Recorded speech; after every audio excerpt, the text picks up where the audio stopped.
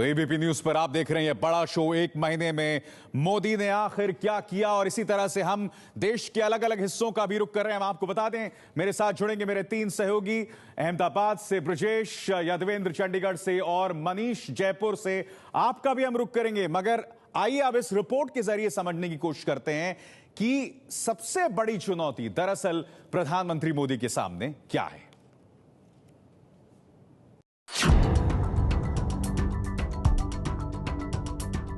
मोदी की कैबिनेट ने natural gas के दाम बढ़ाने का फैसला 3 महीने के लिए टाल दिया है।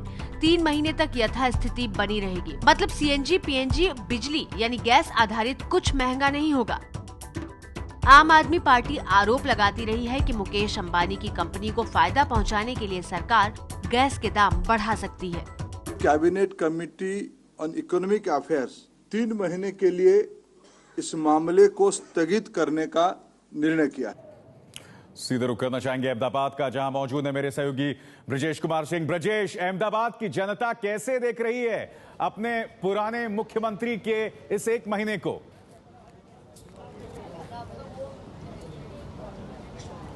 जाहिर अब इससे अभिसार काफी दिलचस्प होगा ये, क्योंकि ध्यान रखें कि इसी अहमदाबाद से मोदी की सियासत शुरू हुई थी और आज उस देश के प्रधानमंत्री हैं। जाहिर है ऐसे में अहमदाबाद के लोग या फिर यहाँ के राजनीतिक दल क्या सोचते हैं, इसको जानना बहुत महत्वपूर्ण होगा। हमारे साथ कई सारे लोग हैं यहाँ पर। आपसे जानना चाहूंगा, 1 महीना मोदी का हो गया बतौर प्रधानमंत्री कार्यकाल, उनकी सरकार का भी। आप लोग अहमदाबाद के हैं, किस तरीके से आंकते हैं?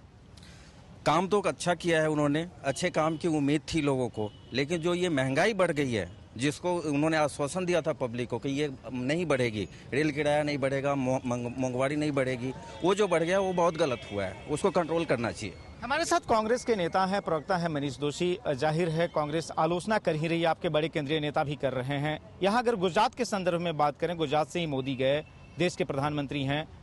कांग्रेस पार्टी गुजरात में किस तरीके से देख रही है मोदी के कार्यकाल को? मोदी जी ने सत्ता पाने के लिए बहुत से बड़े बड़े वादे किए और बड़ी कड़ी आलोचना कांग्रेस की भी की। सत्ता मैं मानता हूँ लोकतंत्र में ठीक है, पर सबसे बड़ी बात है जब दिल्ली में रेप हुआ था, जब चिल्ला चिल्ला के मोदी जी सब बोले, तो बदायूं के रेप पे क्यों कुछ नहीं बोले?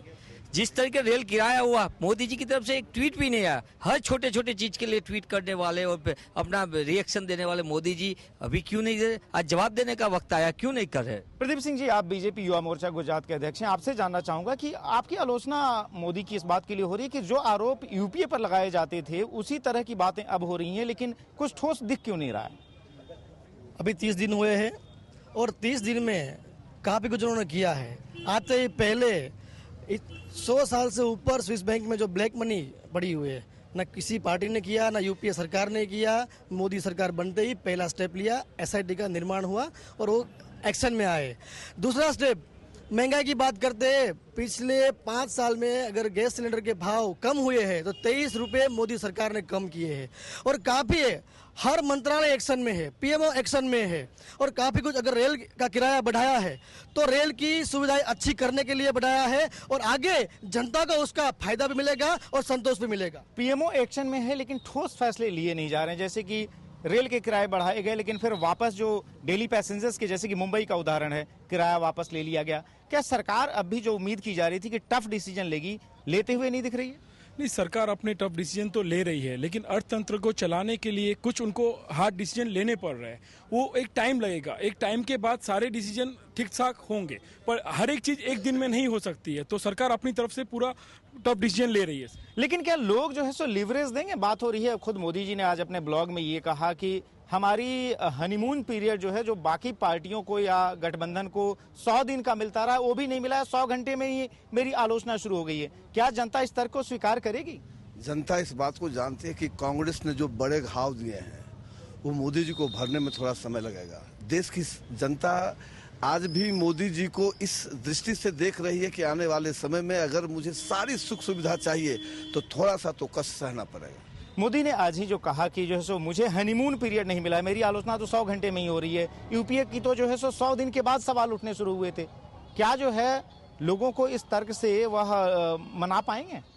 मोदी जी का सबसे बड़ी बात ये मानसिकता का है। मोदी जी कभी भिन्न मत को स्वीकार नहीं करते, आलोचना करना चाहते हैं, आलोचना करना इसका व्यवसाय पहलू रहा है, पर वो आलोचना किसी की सुनने के लिए तैयार नहीं। आज जो हुआ है वो सबसे पहले मैं कहता हूँ कि महंगाई के जो बुलेट ट्रेन की बात करते हैं, राजधानी ट्रेन तो चला नहीं सकते। ये बताइए कि आप लोग जो इस शहर के निवासी हैं, आप लोग 1 महीने के कार्यकाल के मोदी सरकार के किस तरीके से आंकते हैं, क्या देखते हैं, क्या वाकई कुछ पॉजिटिव हुआ है या निराशा हाथ लगी है?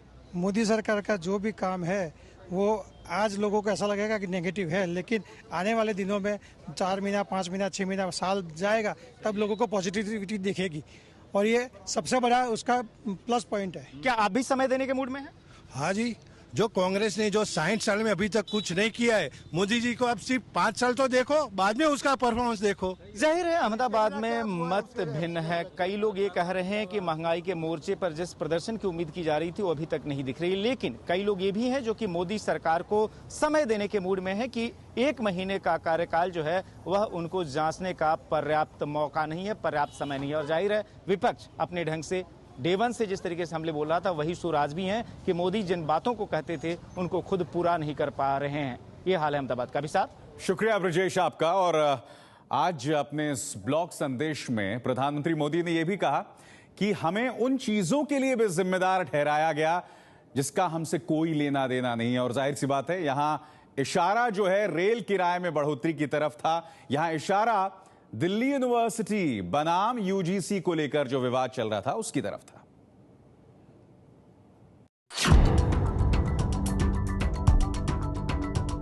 दिल्ली यूनिवर्सिटी में 4 साल का ग्रेजुएशन कोर्स जारी रखने के मुद्दे पर कई दिनों से बवाल मचा है। विवाद बढ़ा तो वीसी दिनेश सिंह के इस्तीफे तक बात पहुंच गई। आरोप लगे कि केंद्र सरकार 3 साल के कोर्स के घोर विरोधी डीयू के वीसी को धमकाकर इस्तीफा कराना चाहती है। यूजीसी ने डीयू को 4 साल का ग्रेजुएट कोर्स खत्म करके फिर से 3 साल का कोर्स शुरू करने का आदेश दिया। डीयू और यूजीसी के टकराव के चक्कर में ग्रेजुएशन कोर्स के छात्रों का एडमिशन समय पर शुरू नहीं हो सका। तो जो बात गोपाल सुब्रमण्यम ने भी उठाई और ये जो विवाद भी चल रहा है, ये सवाल उठना लाजमी है कि क्या संस्थाओं की अनदेखी कर रही है मोदी सरकार या फिर उसे अपने कब्जे में लाने की कोशिश कर रही है। हम सीधे रुख करना चाहेंगे जयपुर का। मनीष शर्मा मौजूद है। मनीष, आपके साथ भी जयपुर की जनता है, 1 महीने किस तरह से देख रही है वो?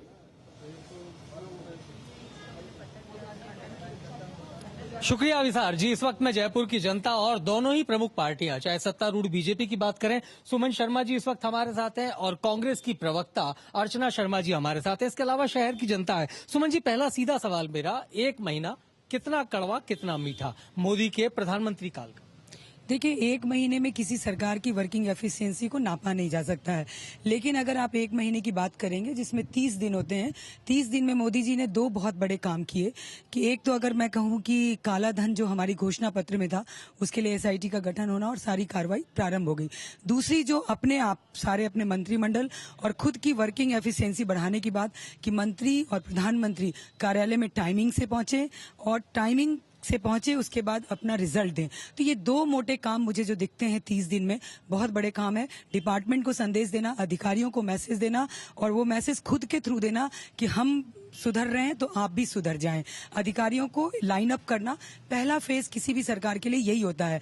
और आप यदि कहेंगे कि महंगाई बढ़ गई, रेल किराया बढ़ गया 1 महीने में, तो मैं सोचती हूँ कि बहुत अन्याय होगा मोदी सरकार के साथ इस महंगाई को जोड़ना। मैं इसको पूर्ववर्ती सरकार से जोड़ती हूँ क्योंकि अभी हमारी जो वर्किंग है उसका रिजल्ट नहीं है, ये पूर्ववर्ती सरकार के ही रिजल्ट है। हमारे रिजल्ट 6 मंथ के बाद आपको दिखेंगे। जी अर्चना जी, आपसे जानना चाहूंगा कि क्या कुछ 1 महीने में कांग्रेस अपने नजरिए से? देखिए सुमन जी ने ये तो ठीक कहा कि 1 महीने में आकलन करना बहुत जल्दबाजी होगी, लेकिन इनका मुलम्मा जो 1 महीने में उतरा वो सबसे बड़ा हतप्रभ करने वाली बात है। एक विज्ञापन वाली सरकार जिसने अपने आप को एक कमोडिटी के रूप में प्रस्तुत किया, जिसमें कि ई कॉमर्स कंपनीज का जो ट्रेंड था उसको इस्तेमाल किया, प्रोडक्ट के साथ कॉम्प्रोमाइज, पैकेजिंग के साथ अच्छा।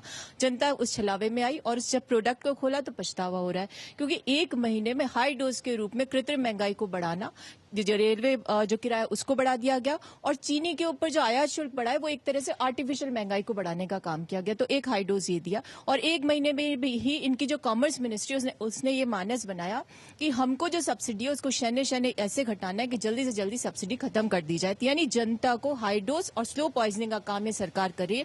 और जिस पारदर्शिता की ये बात कर रही थी उसकी बात की जाए तो जो पूर्व एसडी हैं वो कह रहे हैं कि भाई इन्हें जज नहीं मित्र चाहिए, और जो सीबीआई की जांच करने वाले जज थे अमित शाह के, उनका ट्रांसफर किया जाता है। कैसी अकाउंटेबिलिटी? महिला शोषण को मुद्दा बनाने वाली सरकार ने अपने बलात्कार के आरोपी जो मंत्री हैं उसको समर्थन देने के लिए पूरे संगठन को बैक करने के लिए लगा दिया। तो ये है इनका सच्चा चेहरा जो जनता के सामने आया। जी आप बताएं, आम जनता के तौर पर आप किसे इस रूप में देखते हैं? देखिए, 1 महीना पूरा हो चुका है सरकार को, जिस तरह से पूत के पांव पालने में ही नजर आ जाते हैं, उस प्रकार से सरकार की कथनी और करनी जनता के सामने आ चुकी है। जनता नाउम्मीद हो चुकी है। महंगाई के मुद्दे पर जनता निश्चित रूप से मान चुकी है, न तो महंगाई कम होगी बल्कि बढ़ेगी। जी मैडम, आप बताएं, आप क्या सोचती हैं? एक गृहिणी है आपको क्या लगता है, क्या स्थिति 1 महीने में? देखिए, 1 महीने में स्थिति को हम नहीं बता सकते, लेकिन हम उम्मीद करते हैं कि ना ये स्थिति जरूर सुधरेगी। अभी ऐसी कोई महंगाई, इतनी किराए की बात आई है, लेकिन अभी ना 1 महीने में मोदी जी जब किसी स्थिति को संभल ही नहीं पाए, समझ ही नहीं पाए, तो महंगाई और ना सस्ताई कैसे करेंगे? लेकिन जरूर बिल्कुल वक्त देंगे उनको। जी अभिसार, आप देख सकते हैं कि लोगों का मानना है, खासतौर पर दोनों ही प्रमुख पार्टी मानती है कि जहां बीजेपी मानती है कि 1 महीने में फैसले लिए हैं उनके नतीजे आने वाले दिनों में सामने आएंगे, लेकिन कड़वे फैसले हैं। और महंगाई का जो मुद्दा है वो कांग्रेस के लिए इस वक्त सबसे बड़ा मुद्दा है। कांग्रेस मानती है कि महंगाई पर नियंत्रण नहीं रखा जा सका। अभिसार, बहुत बहुत शुक्रिया आपका मनीष। तो कम से कम एक जो चीज प्रधानमंत्री मोदी के लिए आशावादी यहां पर दिखाई दे रही कि लोगों में संयम दिखाई दे रहा है। लोग अभी फिलहाल संयम है, मगर 6 महीने बाद रहेगा नहीं, ये हम नहीं कह सकते।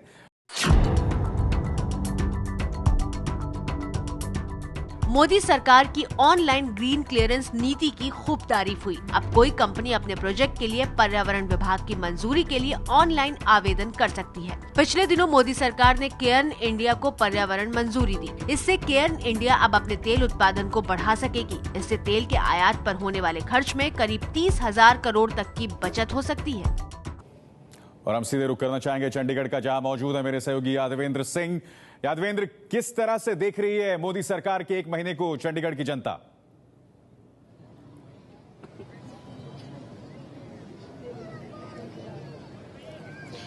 देखिए, चंडीगढ़ और पंजाब की जनता सोच रही है कि बीजेपी के जरूर अच्छे दिन आए हैं, पर लोगों के भी अच्छे दिन नहीं आए। हमारे साथ जनता भी है, कांग्रेस, बीजेपी और आम आदमी पार्टी के लीडर भी है। सबसे पहले हम जनता से बात करते हैं। आपको क्या लगता है कि किसके अच्छे दिन आए और क्यों 1 महीने में अच्छे दिन नहीं आए? अब चुनाव से पहले जैसे इश्तेहार थे, जैसा बनाया गया माहौल था, वैसे अच्छे दिन तो अभी तक नहीं आए हैं, और जनता के तो खास करके अच्छे दिन नहीं आए हैं। जनता से रेल किराए में 14 रुपए ले लिए गए हैं। देखना ये है कि 7 रुपए करके वापस देते हैं या 28 रुपए करके कहीं और लगा देते हैं। आपको क्या लगता है कि अच्छे दिन आ गए हैं, अच्छे दिन आएंगे? नहीं, सिर्फ ये लग रहा है अभी तक तो कि टीम चेंज हो गई है, चेहरे चेंज हो गए हैं, पॉलिसीज वही हैं, तो इसलिए कुछ फर्क नहीं लग रहा। जैसे हम मनमोहन सिंह सरकार थी वैसे ही ये है। हमारे साथ बीजेपी के लीडर चंडीगढ़ के प्रेसिडेंट संजय टंडन हैं। टंडन साहब, कांग्रेस पर एलिगेशन लगता था कि कांग्रेस कारपोरेट के लिए काम करती है, जनता के लिए काम नहीं करती। क्या मोदी सरकार भी कारपोरेट के लिए काम करने लगी है? देखिए, मोदी सरकार की विजिबिलिटी जो है सारे देश में ही नहीं, विदेश के अंदर भी पूरी विजिबिलिटी है।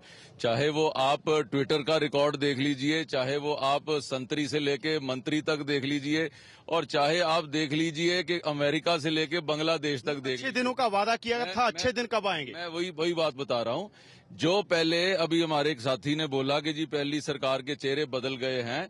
पहले लोगों को कहाँ लगता था कि मनमोहन सिंह के समय में भी सरकार है, लोगों को महसूस ही नहीं होता था कि कोई प्रधानमंत्री भी है। आज तो ऑफिसर भी जो हैं वो जो क्लब में बैठे रहते थे, ऑफिसर भी अपनी जो उनकी रेल बनी पड़ी है वो अपना काम के ऊपर लगे हुए हैं, टाइम के ऊपर जो है वो दफ्तर आ रहे हैं, फाइलें साथ साथ क्लियर हो रही हैं। यहां तक कि एक जो हमारे एमपी ने अपने पिताजी को अपना कंस्टिट्यूएंसी का इंचार्ज लगा दिया, उसको भी मोदी जी ने खुद। नागरा साहब, डेमोक्रेसी में ऑपोजिशन का बहुत बड़ा रोल होता है। आप लगातार बात करते थे, ऑपोजिशन अब क्या कर रही है? ऑपोजिशन बातें तो करती है, कोई प्रेशर मासेस लेवल पर, ग्राउंड लेवल पर दिख नहीं रहा।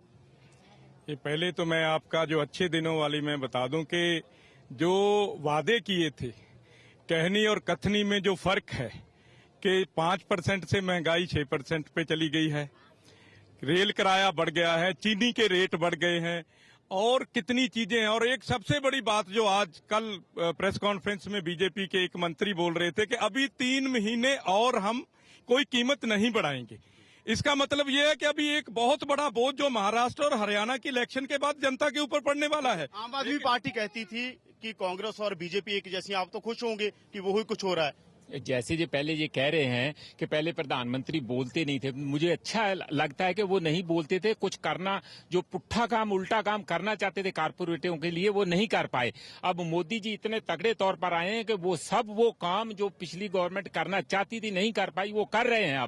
अब देखो महंगाई का तो इशू है ही है, गैस की कीमत बढ़ने वाली है। जो पब्लिक सेक्टर में 10% ओपन शेयर बिक्री होते थे, अब वो 25% तक प्राइवेटों को बिक्री करने के कर दिए। डिफेंस में FDI ले आए हैं।